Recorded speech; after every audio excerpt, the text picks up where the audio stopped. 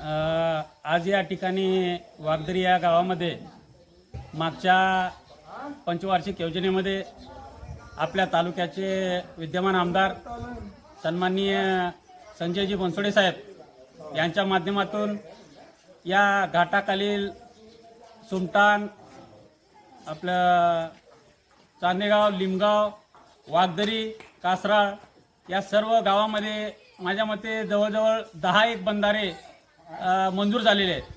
आणि त्या बंधारे मंजूर होण्याच्या पाठीमागचा उद्देश शेतकऱ्यांच्या जीवनामध्ये जलक्रांती आणण्यासाठी सन्माननीय माजी मंत्री संजयजी बनसोडे साहेब यांच्या माध्यमातून, यांच्या अथक परिश्रमातून, तालुक्याला जो न्याय देण्याच्या माध्यमातून त्यांनी ही जी ग्रामीण भागामध्ये जी विकासाची गंगा आणली, त्या गंगेच्या माध्यमातून आम्हाला हे जे पाटबंधारे मिळाले आणि या पाटबंधाऱ्याच्या माध्यमातून आमच्या गावामध्ये बरंच म्हणजे पाणी थांबून शेतकऱ्यांच्या जीवनामध्ये पाण्याची क्रांती होण्याचा हा योग आहे.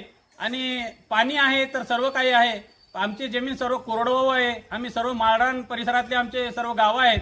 तर आम्ही पाण्याविना आजपर्यंत आमचा विकास खुंटलेला आहे. आणि पहिल्यांदाच बनसोडे साहेबांच्या माध्यमातून खरोखर उदगीर तालुक्याचा विकास त्यांच्या माध्यमातून आजपर्यंतच्या कुठल्या आमदारांनी केला नाही एवढा विकास सन्माननीय बनसोडे साहेबांनी केलेला आहे.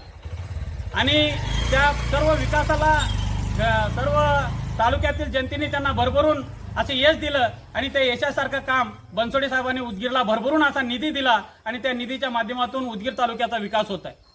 विकास होत असताना ग्रामीण भागातील काही लोकांचे अडीअडचणी असतात, प्रश्न असतात, ज्या लोकांना कुठल्या गोष्टी काही समजत नाहीत किंवा त्याचा फायदा काय, तोटा काय, या गोष्टी त्यांना माहिती राहत नाही. आणि त्यांची कोणीतरी काहीतरी दिशाभूल करतं. आणि बाबा हे दिशाभूल करत असताना इथं पाणी थांबलं, पाटबंधारा झाला, तुझ्या शेतात पाणी घुसल, ह्या सर्व भ्रामक गोष्टी त्यांच्या डोक्यात भरून त्यांना कुठेतरी विरोध करण्यास प्रवृत्त करण्याचं काम काही लोकांकडून करतात.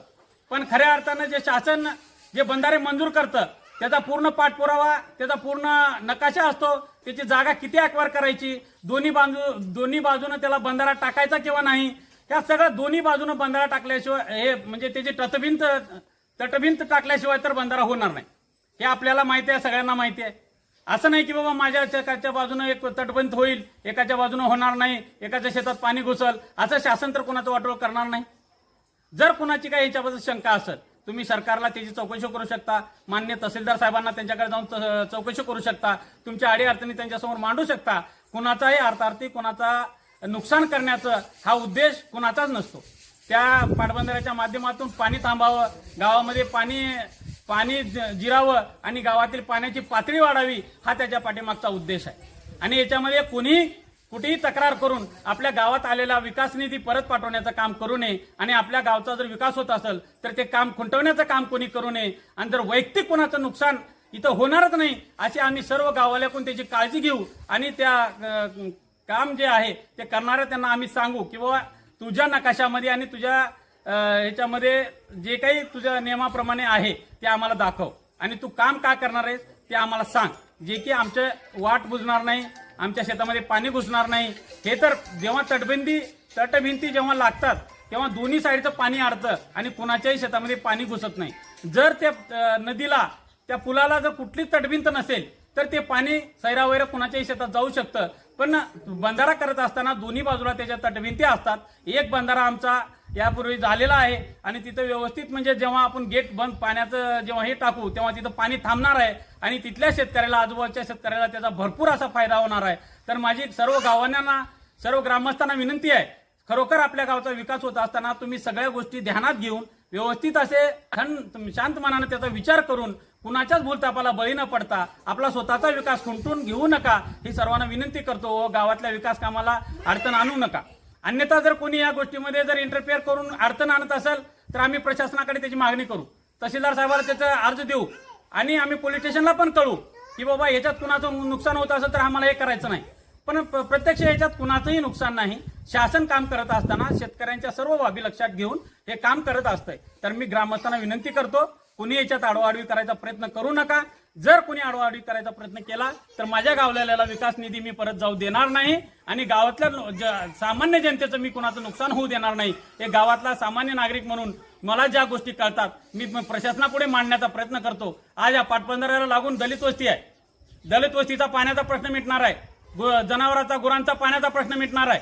आज आजपर्यंत आमच्या या डोंगराळ भागामध्ये पाण्याच्या माध्यमातून तळे किंवा या गोष्टी झाल्याच नाहीत. आज पहिल्यांदा हे 2 पाटबंधारे आले. या पाटबंधाऱ्याच्या माध्यमातून आमच्या गावचा चांगला विकास होणार आहे आणि पाण्याची जलक्रांती होणार आहे. तर मी सर्वांना ग्रामस्थांना हात जोडून विनंती करतो की कोणी याच्यामध्ये हस्तक्षेप करून आपलं नुकसान करून घेऊ नये. अन्यथा आम्हाला शासनाचा आधार घेऊन आम्हाला ते काम पूर्ण करावं लागेल. आम्ही आमचा विकास निधी परत जाऊ देणार नाही आणि आमचा कुणाचंच नुकसान करायचा आमचा उद्देश नाही. कुणाच्याही भूलतापाला बळी पडू नका. सुशिक्षित शहाणे म्हणणारे लोक त्या गोष्टीला विरोध करतात आणि जे गावचं प्रतिनिधित्व करतात तेच लोक या ठिकाणी विरोध करतात. या गोष्टीचं मला खूप वाईट वाटतंय. तर मी ग्रामस्थांना विनंती करतो की हे काम सुरळीत पार पाडून घ्यावं. माझं नाव विश्वनाथ नागू कांबळे. मग काम चांगलं होलं का खराब होलं? नाही, काम चांगलं होलं. शासनाच्या नियमाप्रमाणे जे करत असतील ते काम चांगलंच आहे आणि इकडे जे शेतकरी असतील त्यांना नुकसान पोहोचू देण्यावर काम करून घेतलं तर आम्हाला काही रुकावट नाही. अजून काय समस्या? अजून काय, खाली जे बंधाऱ्याच्या खालून जे गरीब शेतकरी आहेत एसी समाजाचे, त्याला एकर अर्धा एकर जमीन आहे. त्याचे ॲक्च्युअल तुम्ही डोळ्याने पहा, तुम्ही नुकसान झाले का नाही या पाण्यानं. तिकडे बी काही हे करून द्या व्यवस्था त्याची बी. आम्हाला दुसरं काही म्हणणं नाही. याचे या बंधाऱ्याचं आमचं देणं घेणं नाही. हे बंधारा काही वैयक्तिक नाही, शासनाचं काम आहे. आणि शासन, आम्ही जर ह्या बंधाऱ्याला रुकावट करायला आलो तर शासन कुण्याही पद्धतीने करून घेते. कुण्याही पद्धतीने मार्ग भरपूर आहे त्यांना. आम्ही ह्याच्याबद्दल आमचं काहीच देणं घेणं. तुमचं पलीकडून बंधाऱ्याच्या पलीकडून त्याला तुम्ही सोय करून द्यावं म्हणता असं? हां सर, आमचं बंधाऱ्याच्या पलीकडून पूर्वी